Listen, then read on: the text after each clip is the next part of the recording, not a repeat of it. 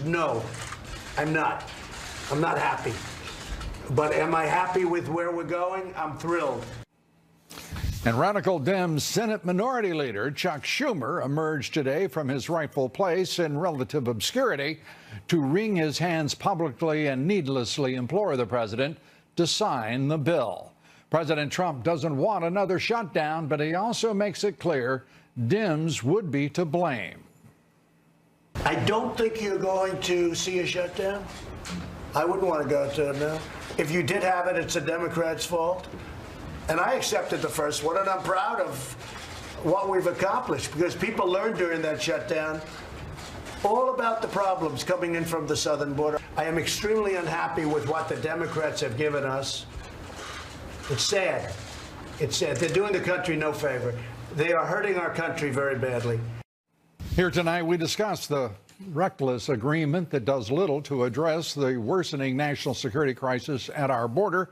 Congressman Mark Green, former Reagan White House political director, Ed Rollins, Washington Times opinion editor Charlie Hurt, among our guests. And newly revealed documents find it was corrupt FBI officials who were the real perpetrators intervening in the 2016 election for Hillary Clinton.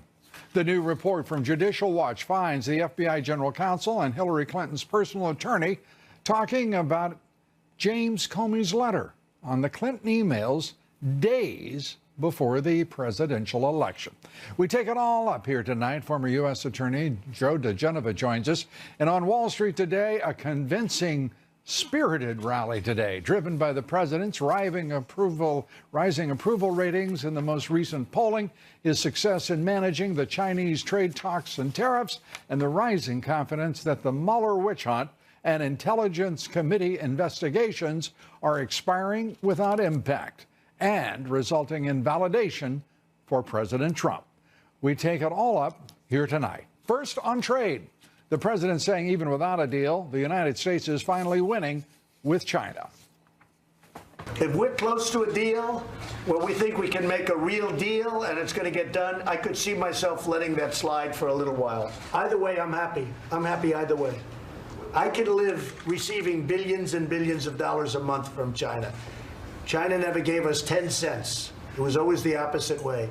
Now they're paying billions of dollars a month for the privilege of coming into the United States and honestly taking advantage of our country. They're still taking advantage of the country because they are stealing not tens of billions, but hundreds of billions of dollars in intellectual property and technology from the United States. That's the subject of the current trade talks taking place in Beijing. Tonight, Moody's chief economist John Lunsky among our guests. Our top story, will he or won't he sign? The president will be presented with a bipartisan deal that is billions of dollars short of what he has demanded and certainly what he should expect. Republican Congressman Brian Babin says this deal is insufficient. He says he hopes the president will do whatever is necessary to provide border security. This is insufficient. $5.7 billion for 200 miles of wall is less than 0.1% of $1 trillion plus budget. The Democrats simply, they give lip service that they want to secure the border, and yet they don't come up with the deeds to do it. I hope that the president will use whatever option it takes to secure this border, because it is an enormous threat to our nation's survival. And Nancy Pelosi and the radical Dems content to allow illegal immigrants, criminals, drugs to flood across that border.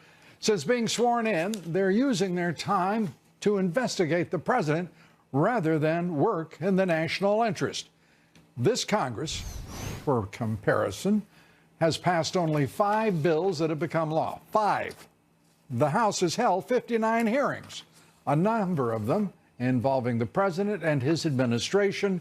The House has worked only 19 of the past 29 days. And over that same period, President Trump has been working nonstop to secure the border against advancing caravans of thousands upon thousands of Central Americans. He's been supervising trade talks to eliminate the devastating trade deficits with China, directing America First foreign policy by supporting Venezuela opposition leader Juan Guaido. And U.S. forces will soon destroy ISIS in Syria within weeks, if not sooner, is the estimate. President Trump guiding Wall Street and the Fed on interest rates. They needed guidance. For their part, they tried to kill the economy with interest rate hikes. They have been chastened. The president is leading the nation, and we haven't seen the likes of this leadership in decades. Our first guest tonight is a member of the Freedom Caucus. He says the bipartisan border deal Congress has offered the president is embarrassing. Joining us tonight, Congressman Mark Green, member of the House Oversight Committee, the Homeland Security Committee, the House Freedom Caucus. Congressman, good to have you with us. It is an embarrassment. Certainly, I could not imagine being any part of that committee and not being embarrassed that that was the product over the course of 2.5 weeks. Yeah, it's embarrassing. It's insulting. I'll even go so far as to say insulting. I mean, we were asking for $5.7 billion. We got $1.3 billion. It's pretty clear the Dems don't care about border security. I mean, we view it as a crisis. 300 Americans dying every week from heroin overdose, and we know that's coming across the southern border. I mean, they just don't care. It's a humanitarian crisis, and they don't care. For them, it's about 2020 and winning the presidential election. And if their conduct, their values carry the day in 2020, I can't imagine that this republic would have much of a future. This is utter disdain for the security of the American people, the impact of illegal immigration, the impact, as you reference, of $50 billion in the illicit drug trade every year going into the coffers of the cartels. This is shameless conduct and a shameless response. The president has called the nation to arms to support him as he deals with a national emergency. That emergency doesn't go away whether he declares it's a national emergency, whether the radical left in this country ignores it. It's still there, and the collateral damage is devastating for this country. It's huge. Yeah, I think of it like, I'm a physician, Lou, and I think of it like an arterial bleed. I mean, you don't fix a scratch on the forehead when you've got an arterial bleed. You put a tourniquet on it and you get it fixed. And that's what's going on at the southern border. And we need a solution. We need it fast. I encourage the president to do whatever he can to get the wall built. I want to turn to Senator McConnell. The majority leader has had an extraordinary rhetorical journey over the course of the past 2 weeks, warning the president not to declare a national emergency, warning him that the Republican Party might not support him in so many words. And today, this, if we could roll that for the audience, I want to get your comments, Congressman. Yes, sir. I think Chairman Shelby and the Democrats on a bipartisan basis have done a good job. From a Republican point of view, there is money in there for new barrier fencing. It's not everything the president hoped to get, but I think it's a good step in the right direction. I hope he'll decide to sign it. Your thoughts on the Senate Majority Leader and his effusive guidance to the president? Well, I'm disappointed, obviously. I mean, 55 miles of barrier is not 243 miles of barrier, and Homeland Security, the professionals, came back to the administration and to us and said, we need 243 miles. This is basically stiff-arming Homeland Security and telling them, no, we're going to give you 55. It's unconscionable to me, and I understand. I mean, I've been a state senator before. I'm new in Congress, but I understand that you want to come out of a meeting like that and be excited about it. But the truth of the matter is this is an insult, and it's certainly not going to get us where we need to be on border security. And as I said, that national crisis will not change, irrespective of whether it's declared to be a national emergency or not. That's right. Whether the Democrats continue and frankly, some of the Rhino Republicans continue to deny the reality and the pain and the devastating results of addiction, the deaths of tens of thousands of Americans. Dems, The radical Dems and Beto O'Rourke, separated from reality. I mean, this guy O'Rourke is quite a character. A counter rally. He had the grand delusionally decided he could have a counter rally against the president. That didn't work out. That was quite. a bit of a wake-up call for him, wasn't it, Lou? Well, it should have been. It should have been. I'm pretty sure that it won't work. He said last night that El Paso was safe. This is with the DEA talking about it is actually the hub of the drug corridor from Las Cruces, New Mexico to El Paso, Texas to Ciudad Juarez, Mexico, as you know. Here, let's put this up. This is from Judicial Watch, reporting on just how deadly that area is. The DEA declaring it a major hub for opiates and methamphetamines entering the United States. Customs, Border Protection, illegal immigrant arrests up 1,588% from January of last year to January this year. Islamist terrorists smuggled into cartels into the United States near El Paso. And you've got Beto O'Rourke, who can't gather a crowd. He also can't gather his senses enough to understand what's staring he and great Texans in that area straight in the face.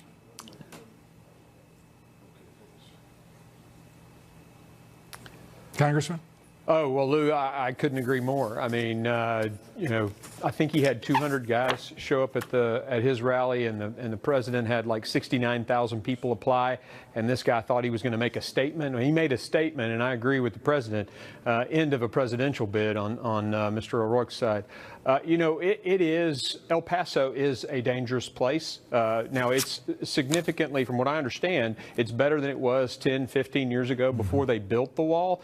Interestingly enough, when I was an infantry officer, I went down to Fort Bliss, Texas, and did a rotation there. We did some training, and our leadership wouldn't even let us go into parts of El Paso. I mean, we were basically told it's off limits. And then they built a wall, and it is better. So walls work, and it's time to secure the border. Yeah, El Paso, if we can, we are told by reliable sources, including the reporting, by the way, of Judicial Watch, that the numbers 24, I believe it was 23 murders last year in El Paso against 1,200, more than 1,200 in Juarez. Walls, as you say, do work. They do. But we also know sometimes numbers are doctored, and that's the allegation against the El Paso law enforcement agencies, including the sheriff's office and police department. Well, when your military leadership won't let a group of soldiers who are pretty well trained go into an area, it's probably not safe. Yeah. Congressman, we appreciate it as always. Good to see you. Thanks, Lou. Good to see you. Congressman Mark Green. Still ahead here tonight, the evidence of more corruption in the FBI leadership, the FBI working hand in hand with the Clinton campaign in 2016. The wonder is that President Trump won, with the U.S. government working against him and apparently at the orders and behest of one Hillary Clinton. We take it up with attorney Joe DeGeneva here tonight. Up next, President Trump using that rally in El Paso to reaffirm the need for a border wall. Just so you know, we're building the wall anyway. Walls save lives. Walls save tremendous numbers of lives. They're full of crap when they say it hasn't made a big difference. Safety is the birthright of every American, which is why we must finish the wall. We'll be right back. Ed Rollins joins me next. Stay with us. Taken out thousands and thousands of people from MS-13. But if we had proper border security, including a very powerful wall, we wouldn't have to work so hard. And it would be a lot safer. President Trump declaring build a wall, and Mitch McConnell saying he wouldn't be troubled with the president using his powers of transfer to get more money to build that. Quite a change by the Senate Majority Leader. He hasn't always been so open and, well, helpful over the past 2 weeks. Here's what the senator had to say reported by the Washington Post just 2 weeks ago, McConnell cautioned President Trump privately about the consequences of declaring a national emergency, telling him the move could trigger political blowback and divide the GOP. He told Trump, not President Trump, the president, no, Trump, that Congress might end up passing a resolution disapproving the emergency declaration, which would force the president to contemplate issuing his first veto ever in the face of opposition from his own party. Blather, bull, and nonsense. Joining us tonight, former Reagan White House political director, Fox Business political analyst, Ed Rollins. Can you imagine the speaker sitting there talking to Majority the president leader. like that? Majority leader. No, what did I say? Right, we're rid of the speaker. Yeah, well, let's get back to the Senate. No, I can't. And I think the reality is the president's going to do what he has to do. An emergency. No, I get it. Yeah. But I'm asking you about McConnell, because now he's saying he won't be troubled by the transfer authority of the president, acknowledging it, supporting it.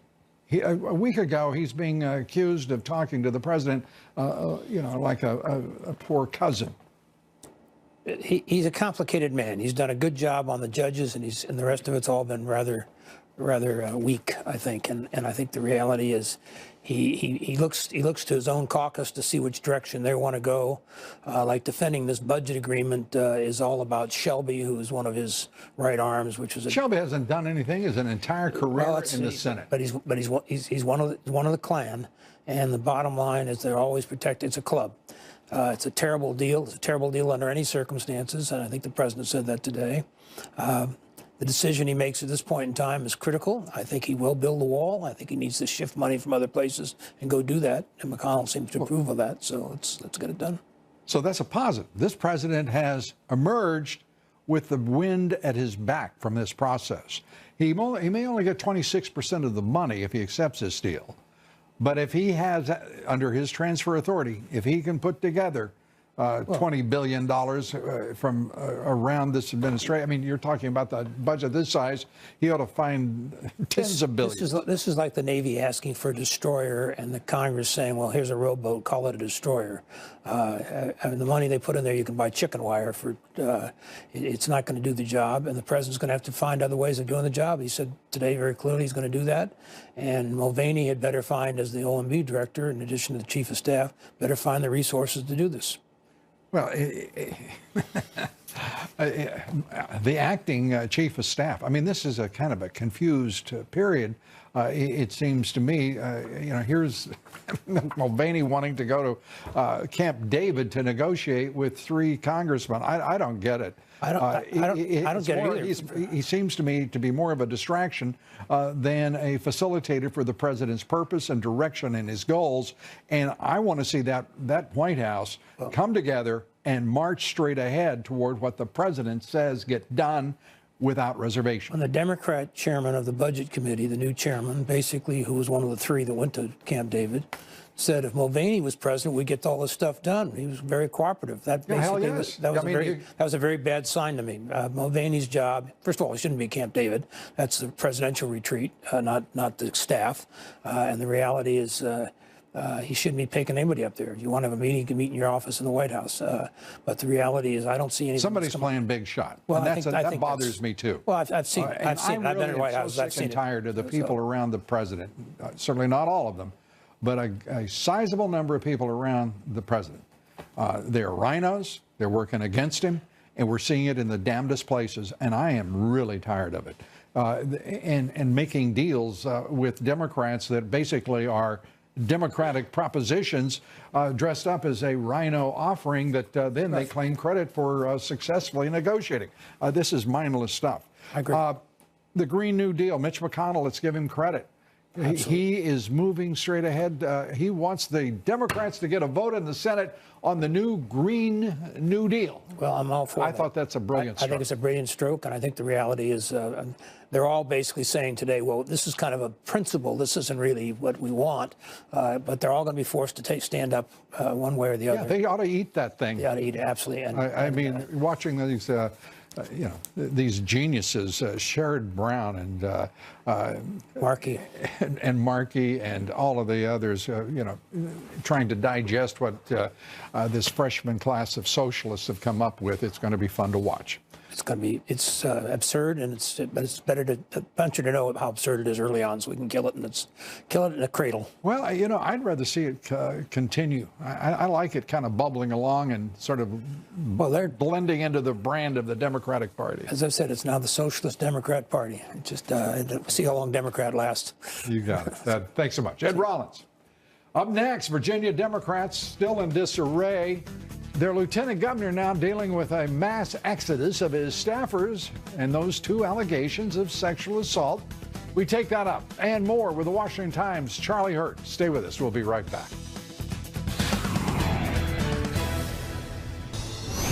Fox News uncovering Facebook messages in which a woman made a rape accusation against Virginia's Lieutenant Governor Justin Fairfax. In one of those messages, the woman considers going forward during the 2017 Virginia gubernatorial election, writing this, quote, "Of course, I want to say something. He shouldn't be running for office. I just don't know what I can do."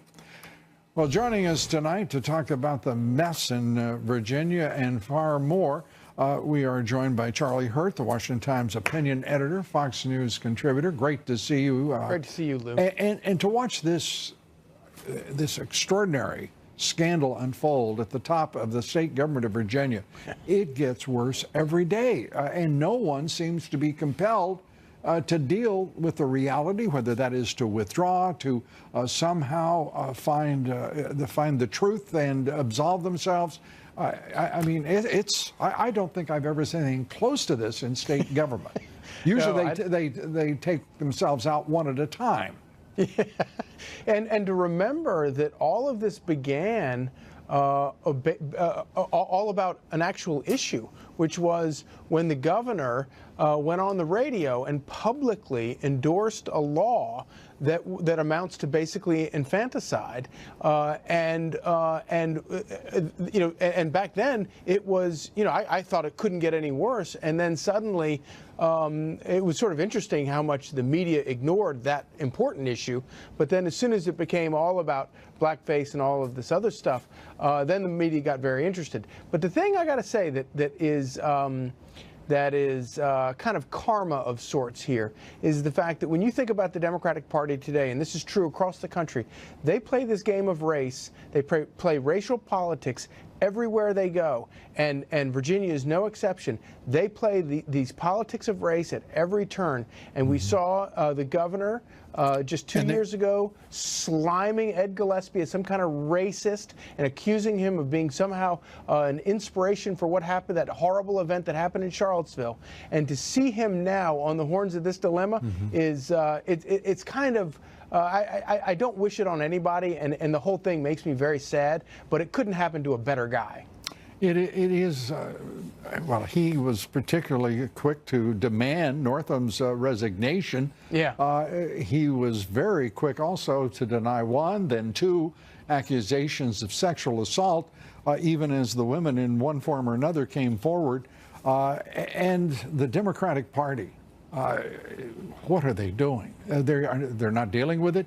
What happened to #MeToo? What happened to Believe Her? All of the hypocrisy that is mounting on the Democratic Party, as you say, they play the race card, the gender card, group and identity politics, and they seem to be crashing under its weight at this moment. And remember how hard they came down during the Kavanaugh hearings, and people who try to compare these two episodes, there's no comparison. There was no there with Brett Kavanaugh, and everybody stood back and let his accusers, gave them all the airtime they needed, and I thought that was great. But here you have named women who have specific episodes, who can tell you the date, the time, the place, everything, and they're willing to come forward. Remember, in the case of Kavanaugh, the poor woman didn't even want to come forward. She was outed by Dianne Feinstein and the Democrats, who were willing to do anything they could to destroy a good man's reputation. I should I should also point out that that's one version of that story that seems to be perhaps more serviceable for the Democrats than potential reality, which is it was something more orchestrated and refined in its predication than we would have ever assumed initially. Let's turn to what we're watching. The president says he's not pleased with the deal. The Democrats obviously intended to insult him, to the American people. They don't give a damn about border security. They care about illegal immigrants. They are the party they give priority to illegal immigrants, while the Republicans, this president certainly gives priority and primacy to, well, America first, Americans first, making America great. There couldn't be a more stark contrast between the two setting up 2020, and I can't believe the Democrats, the radical Dems, are dumb enough to persist in this. Yeah, no, it's truly incredible. And I thought that what we said, the rally we saw last night in El Paso is a perfect example of what we're going to see going forward for the next 2 years. And I think President Trump is in a very, very strong position. And I think that Democrats will live to regret, at least politically speaking, live to regret their childishness and their absolute refusal to do the most basic thing that they're supposed to do as federal lawmakers, which is to secure our border and enforce the laws. These people are making a mockery of equal justice under law. No, you're right. And they're also the laziest bunch I've ever seen. I mean, this president is working day and night for the American people, and they won't show up to even consider the national interest. It's really quite something. I'm going to. And I love how these people, they come up and they say, well, the wall is not the most effective use of the money. And it's like, well, what have you been doing for the past 30 years? Yeah, well, we don't even want to know that, I don't believe. Charlie Hurt, thanks so much. Lou. Stay with us. We'll be right back. The Senate Intel Committee with some conclusions. Stay with us. Headlines we're looking at: Senator Elizabeth Warren had the nerve today to make an unannounced visit to a Native American luncheon taking place in Washington, D.C. She couldn't resist, apparently. She didn't address her misleading claims, that's the kindest way to say it, about her Native American heritage, and there didn't seem to be much interest there, too. New emails obtained by Judicial Watch show the corrupt FBI leadership scrambling Hillary Clinton's legal team just before the 2016 election. The documents detail a conference call with Clinton's attorneys about James Comey's announcement that the FBI was investigating thousands of potentially classified emails on the laptop of Anthony Weiner. Haven't heard that name for a while, have we? And the head of the Senate Intelligence Committee says his committee has not found any collusion, any evidence of collusion at all between the Trump administration, its presidential campaign, and Russia. Senator Richard Burr adds the committee is just about done with the investigation. One would certainly hope so. Joining us tonight, Joe DeGenova, former U.S. Attorney for the District of Columbia, founding partner of the DeGenova and Tenzing law firm. Joe, good to see you. Let's start with this extraordinary evidence of the relationship between the FBI, the DOJ, and the Clinton campaign. It's scrambling to do whatever she asks. Your thoughts? Well, it is more evidence of the corrupt relationship between the Obama FBI and Department of Justice with the Clinton lawyers. You will recall, Lou, that from the very beginning, certainly after James Comey's famous news conference, it was very obvious that the dirty cop, James Comey, and all the dirty cops around him had thrown the fight. They never intended to investigate Hillary Clinton. They did intend to ignore all of her criminal violations of the law. They did intend to give every one of the people surrounding her immunity, no search warrants, no subpoenas, allowed them to destroy evidence. The fact that they bent over backwards to accommodate David Kendall her main lawyer to deal with the new emails on the Wiener laptop is not surprising. In fact, it is confirmatory of the totally corrupt operation that was the Obama FBI and Department of Justice. Hillary Clinton was guilty as hell. They knew it, and they decided to give her a pass. And they did so seeking quid pro quos. Yes. It's stunning stuff. Yes. We still don't know what those emails looked like on Wiener's laptop. They were incriminating. They were principally, we're told, but no one knows for sure how many of them were between Hillary Clinton and Uma Abedin, Wiener's wife at the time. Where do those sit, and what is the likely fate of those emails? Well, here's the thing, Lou. For all this time since Donald Trump became president, and he has been the subject of this coup d'etat, this outrageous display of illegal conduct by senior FBI and DOJ officials, some of those things have gone uninvestigated. We were told by Attorney General Sessions that he had Mr. Huber looking into the FISA stuff and this and that and everything else. I have absolutely no confidence in Mr. Huber. I don't know who's looking into what. We don't have any evidence that anything of substance other than by Michael Horowitz, the Inspector General, who can prosecute no one. Do you have confidence in him? Yeah, I'm going to tell you something, Lou. I used to, but I don't anymore, and I'll tell you why. His conclusions in the first major report that there was no evidence of bias by the people who made decisions in the case involving Hillary Clinton is fundamentally ludicrous in light of the text messages between Strzok, Page, and everybody else. It's just nonsense. So Bill Barr, the new sheriff in town,